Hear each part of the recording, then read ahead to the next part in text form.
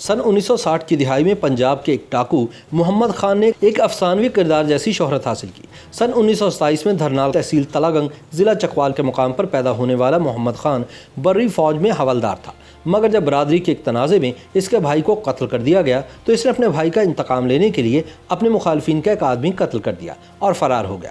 Police نے اسے اشتہاری ملزم قرار دے دیا۔ اس کے فرار کے بعد اس کے مخالفین نے اس کے ایک اور بھائی کو بھی قتل کر دیا، جس کے بعد محمد خان انتقام کی آگ میں جلنے لگا اور اس نے اپنا باقاعدہ گروہ بنا کر مخالفین کو ایک ایک کر کے قتل کرنا اور ڈاکے ڈالنا شروع کر دیے۔ اس نے بعض قتل پولیس اور مخالفین کو پہلے سے اطلاع دے کر کیے۔ محمد خان ڈاکو کا اس قدر اثر و رسوخ تھا کہ علاقے کے ایس پی سے لے کر معمولی سپاہی تک کوئی اس کی اجازت کے بغیر اس کے گاؤں میں داخل نہیں ہو سکتا تھا۔ نواب آف قالہ باغ ملک امیر محمد خان سے اس کے قریبی مراسم تھے اور جب تک وہ مغربی پاکستان کے گورنر رہے کسی کو بھی محمد خان ڈاکو پر ہاتھ ڈالنے کی جرت نہیں ہوئی۔ سن 1963 سے 1966 کے دوران یہ اپنی ریاست کا بے تاج بادشاہ تھا۔ سن 1965 کے صدارتی انتخابات میں اس نے اپنے علاقے کے تمام بی ڈی ممبران اور چیئرمین کے ووٹ صدر ایوب خان کو دلوائے تھے۔ تاہم نواب آف قالہ باغ کی گورنری ختم ہونے کے بعد محمد خان ڈاکو کو گرفتار کر لیا گیا۔ بعد ازاں 12 دسمبر سن 1968 کو محمد خان کو 4 بار سزائے موت اور 149 سال قید بامشقت کی سزا سنائی گئی۔ محمد خان نے ہائی کورٹ میں ان سزاؤں کے خلاف اپیل کی اور اپنا مقدمہ خود لڑا۔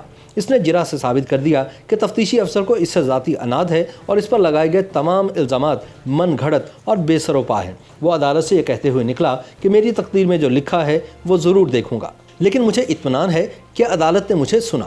ہائی کورٹ نے محمد خان کو 2 مقدمات میں سزائے موت کی سزا سے بری کر دیا جبکہ 2 میں یہ سزا برقرار رکھی۔ 8 جنوری سن 1976 کو محمد خان ڈاکو کو تختہ دار پر لٹکانے کے احکامات جاری ہوئے، مگر اس کی سزا سے صرف 5 گھنٹے پہلے ہائی کورٹ نے سزائے موت پر عمل درآمد روکنے کا حکم جاری کر دیا۔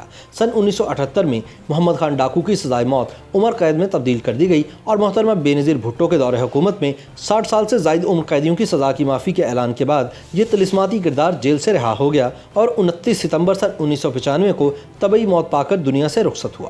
محمد خان ڈاکو اپنے آبائی گاؤں ڈھوک مصائب تحصیل تلاگنگ ضلع چکوال میں دفن ہے۔ محمد خان کی زندگی میں ہی ہدایتکار کیفی نے اس پر ایک پنجابی فلم محمد خان کے نام سے بنائی جس میں مرکزی کردار سلطان راہی نے نبھایا، تاہم یہ فلم کمزور اسکرپٹ کے باعث مقبولیت حاصل نہ کر سکی۔